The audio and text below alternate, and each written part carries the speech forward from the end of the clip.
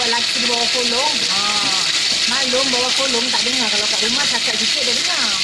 Okay, dan api pun dah panas. Okay, kita akan masukkan rempah-rempahnya. Bismillahirrahmanirrahim.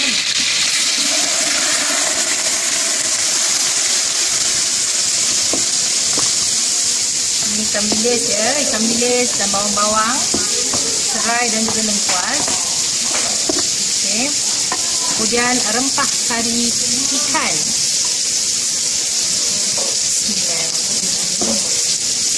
Dan kita akan tumis sehingga dia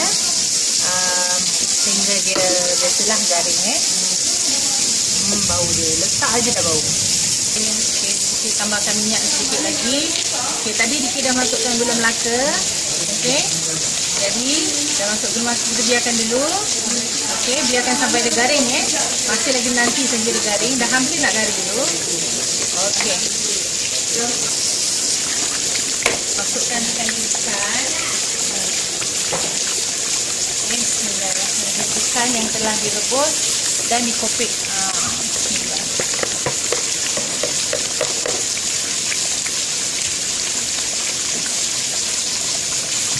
Kemudian masukkan juga kerisik.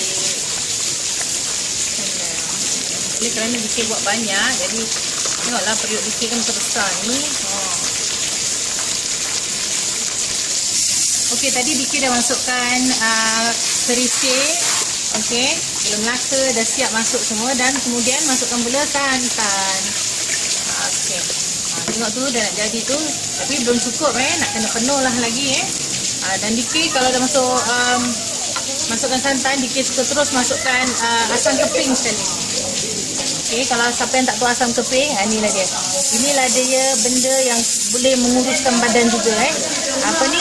Orang putih cakap pegasia-gazia, inilah dia. Dan dikir akan ambil lagi santan untuk dicampurkan. Okey. Jadi bila ni dikir dah tambah lagi santan, jadi terus dikir pun masukkan bol kecil-kecil apa yang rasa nak masukkan untuk laksa ikan ni. Masukkanlah. Bismillah. Jadi dikir masukkan bol kecil, dikir pun letakkan garam. Bismillah. Okay, dikir juga masukkan tahu kering yang kita beli. Dan kita hanya perlu dia mendidih. Kalau kurang manisnya, kita letakkan sedikit lagi gula putih, bukan gula Melaka Okey, dikir juga akan letakkan sedikit gula. Bismillahirrahmanirrahim. Okey, actually kalau pakai tangan dikir dapat measure banyak ke tidak Bismillahirrahmanirrahim. Seperti apa yang dikir cakap, letak dia satu. Kalau petua orang tua lah 1 kali, 3 kali, 5 kali. Kalau 5 kali dah banyak sangat So dikir letak 3 kali. Dan kita tengok nanti kita kacau dan kita biarkan dia mendidih. Tengok tu, inilah dia laksa dikir.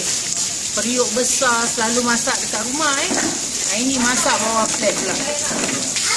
Okey, bila tadi dikir dah masukkan tahu, taukuah ataupun taupok tak tahu dia panggil taukuah ke panggil taupok ke, kadang-kadang confuse lagi-lagi time bulan puasa ni. So dikir masukkan juga daun kesum kenapa? Sebab untuk flavor kadang-kadang ada orang suka letak di atas laksanya sebelum kita tuangkan kuah ataupun lepas tuang kuah dalam mangkuk kita letak daun laksa, tapi daun kesum tapi dikir suka letak bila kita tengah masak kuah dia. Biasalah bawah flat, tengok tu kat belakang macam tikar, tapi tak apa, pasal tikar pun as long as kita buat kita gembira. Okey, inilah dia. Lihat tu, masak bawah flat bersama teman-teman, sama-sama membantu. Inilah dia laksa dikir. Tengok tu, cantik kan? Rasanya pun sedap, tak bohong. So pada teman-teman yang ada yang ada resepi dikir tu, cubalah buatlah, jangan tak buat. Kalau tak buat, kita tak tahu. So, okey, jumpa lagi insya-Allah. Assalamualaikum daripada dikir. Bye.